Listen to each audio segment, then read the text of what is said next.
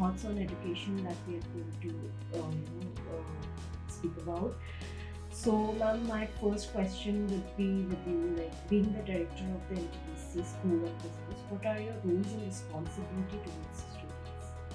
Okay, I also would like to thank you for this opportunity to speak about the mission education on which we are. Our pleasure. Yeah, and definitely, as you asked me that what are my roles and responsibilities, so I feel that as a director, the first thing is institution building.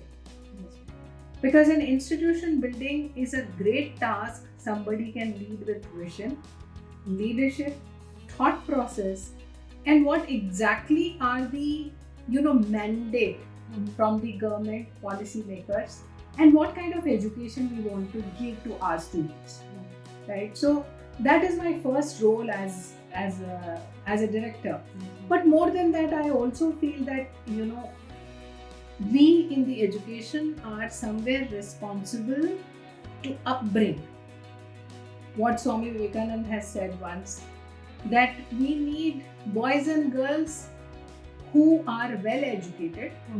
They are ready to play, they are ready to take risk.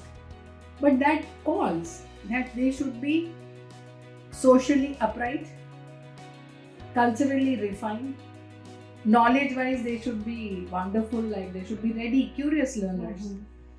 Skill-wise, they should be adaptable to any situation of the world which comes to them. They should be, otherwise having the citizenship behavior other than that of the basics of education. Right. So it is like building a 360 degree of personality. So that comes as a natural role of me as a director. Right, ma'am. Very well said, ma'am. My next question. How do you tend to establish healthy relations with the students and the fellow faculties?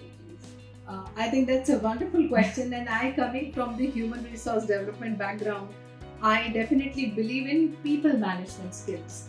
So what I have done, initiated the day when I joined, I had planned that I will be taking the visioning exercise with each of the batch of the students, faculty and administrative staff.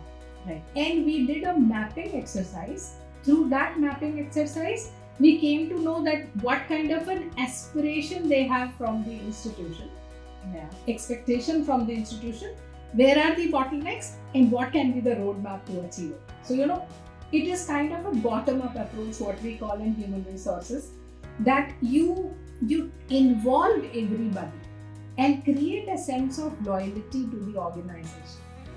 Unless you do that, you can never be on the path of excellence, because we need to take this institution to the global.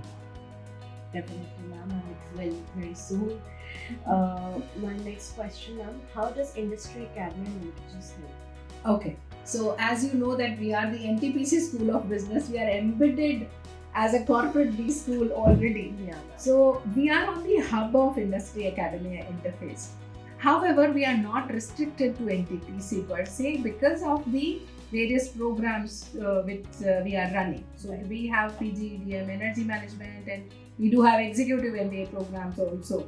So what happens is that you definitely want to see that how the curricula can be tweaked into the best possible industry linkages. Right. And for that we have like all the power sectors, all the renewable energy sectors, all the distributors, what we call as discoms and everything. So we are linking with each of those along with the stakeholders. By stakeholders we mean that what is the government's mandate, what is the state government's mandate, and how can we get best out of each of those forums and can present NTPC School of Business as to go a place. Yeah. So trainings, FDPs, MDPs, we are providing everything to them so that the industry is ready to come here and we are ready to offer whatever our knowledge base is. Understood, ma'am. Yeah. A very important question, ma'am, after this. What are the prospect career opportunities in energy management? I think every peer who is there want to know. Yeah. So Let me tell you about the beautiful initiative that we have. Mm-hmm. We are having the mentorship of Indian Institute of Management, Ahmedabad. That is the IMA, the number one B school in the country. Yes. So we have this mentorship of IMA, and what happens is that now see, the one is the management excellent institution. Here is NTPC, which is Maharatna company coming with the energy sector and power and all those kind of things. They are the creators. And NTPC school comes like a kind of a hub and spoke model where we are getting best from IMA, we are getting best from the industry. See, we are working towards the sustainable development goals. We are working towards millennial development goals. We are also working towards the national mandate about green, renewable and the energies, and of course all the kind of relevant industries related with it. So if someone say, like, I'm just giving an example, I am a CSR expert, suppose I'm a corporate social responsibility expert, but I want to specifically get my knowledge into energy sector, that what are the CSR prospects. So here is the institution, here you can come. Or somebody wants to work like, okay, I want to develop a battery where I can contribute towards renewable energies, the mandate. Then definitely here is one innovation and incubation school where you are most welcome. If power, energy, renewable energy, solar, wind, whichever way you want to go, here is the institution where we provide. And plus, if you do not come with a tech expert, but you want to have a commercial angle to it, or a CSR angle to it, or a HR or a fintech, kind of an tweaking of your mind is there in this particular sector, you're most welcome to join. So you have multiple options to develop yourself. Right now. Thank you for addressing this. I think this was the most important among the peers, knowing about the prospects and the career to choose energy management as the career. Exactly. So very important, and maybe why one should choose NTPC School of Business. Okay, so I would say that why you choose, I have already spoken a lot about what we are offering. Yeah. But at the same time, the kind of research, development, the kind of scientists we have, the kind of people we have. Few of our faculties are in the world map of, the 2% sought after faculties. They are there in the energy management or environment and all those kind of things. So what happens is that not only that you are getting best in class education in power and energy, you are also getting exposed to the needs, economic growth needs. Third, you are also getting the exposure from IMA. So you are again best in class in management. And more than that, the kind of opportunities we are giving. Now say, just let me give you one example. There are faculties who come here to tell that how can you have a startup in all these sectors. So somebody doesn't want to go for a corporate job. Say the gig economy workers are such, they do not want to be hanging in one setup of the organization. So here is an opportunity. So we are giving even those kind of skills to you. So multiple vistas are there, and through that you can choose and you can actually make most of it. Sure, ma'am. My next question is, what are the interventions and approaches you bring in apart from curriculum to train and teach the students? Wonderful question. So, we are having the employability skill development lab, where we are trying to address the personality assessments, what kind of a leader of tomorrow would be needed, what kind of critical life skills are there. You have all those kind of exposure. Even, communication is becoming a big problem. And then mental well-being is an issue. Your 360-degree health is an issue. COVID, everybody has it. But if you are making a resilient citizen who is ready to deal with any kind of situation, so our focus is that. More than that, I would also say that we have clubs. So students have clubs where they can hone their entrepreneurial skills. There are clubs where they can cultural things, their writing skills are being taken care of. Somewhere their business ideas are taking places. So we are having various student development clubs, even sports and all extracurricular activities are there. We have, series of leadership talks,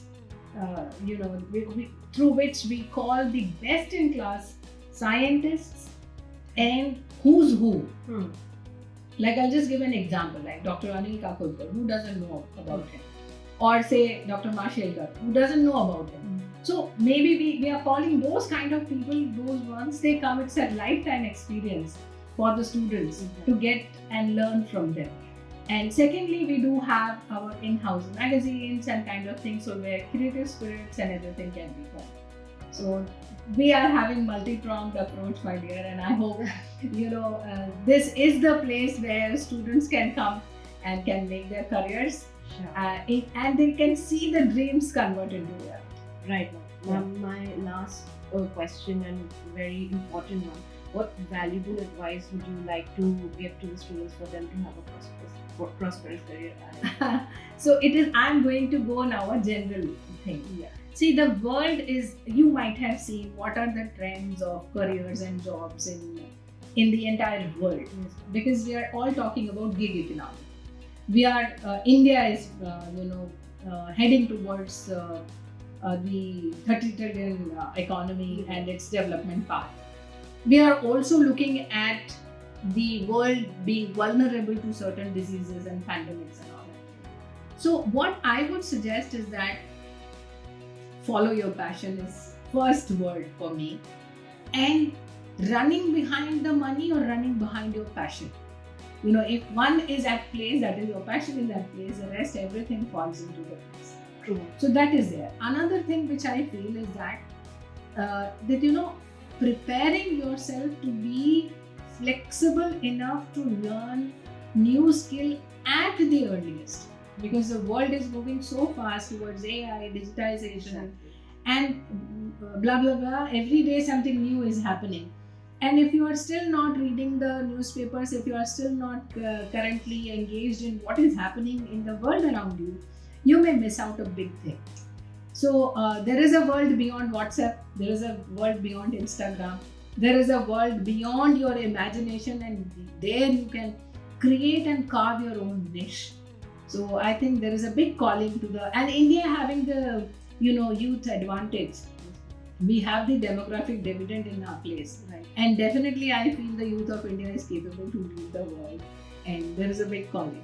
So we all should be preparing mentally, physically, socially, culturally, legally, as I started with Swami Vivekananda's story. And I think that tells everything. Very well said, ma'am. I'm already motivated, and I hope whosoever watching, the students, peers watching this interview will be motivated as well. Thank you so much speaking on this topic, thoughts on education, that what we are talking about. Thank you so very much. Thank you, Pauline. Thanks a lot. Thank you.